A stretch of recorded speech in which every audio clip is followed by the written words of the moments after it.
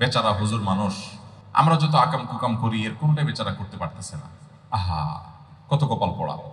আমরা কত স্বাদ আহ্লাদ, কত আনন্দ, কত উপভোগ, কত স্বাদ মজা আমরা ভোগ করি, আর বেচারা হুজুর মানুষ দাড়ি রাখছে, টুপি লাগাইছে, জুব্বা পরছে।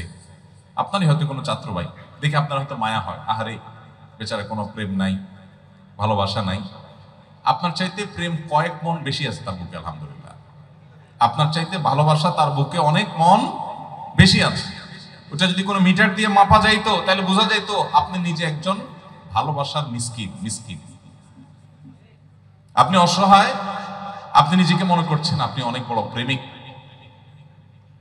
আপনি আপনার জীবনকে যে ধ্বংস করছেন সেটা বোঝার জন্য আপনার একটু সময় লাগবে, আর বেশি কিছু লাগবে না। একটু সময়ের অপেক্ষা করতে হবে।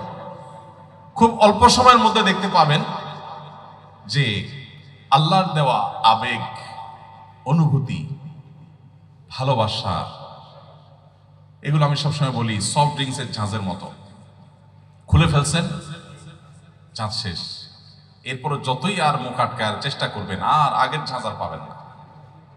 অসময় আকাম কুকাম করবেন, হারাম পথে যাবেন, একটা সময় আসবে বিয়ে করার সময় তো আকামের সঙ্গীকে বিয়ে করবেন না। এটাই তো হলো প্র্যাকটিস, বাস্তবতা। বিয়ে করার সময় ঠিকই মহিলা মাদ্রাসার হুজুরে যায় বলবেন, হুজুর একটা ভালো মেয়ে দেখে আমার জন্য।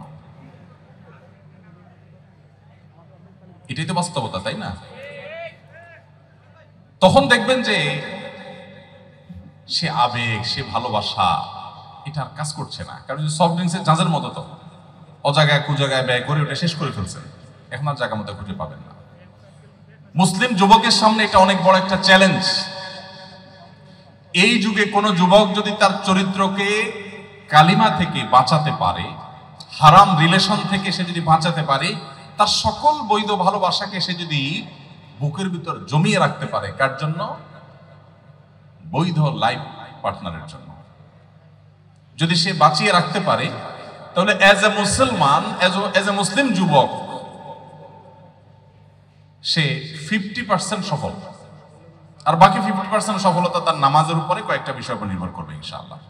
এই যুগে এর চেয়ে বড় সফলতার কিছু নেই যে চতুর্দিকে আগুনের আঁচ, এরপরও সে নিজেকে বাঁচাতে পেরেছে।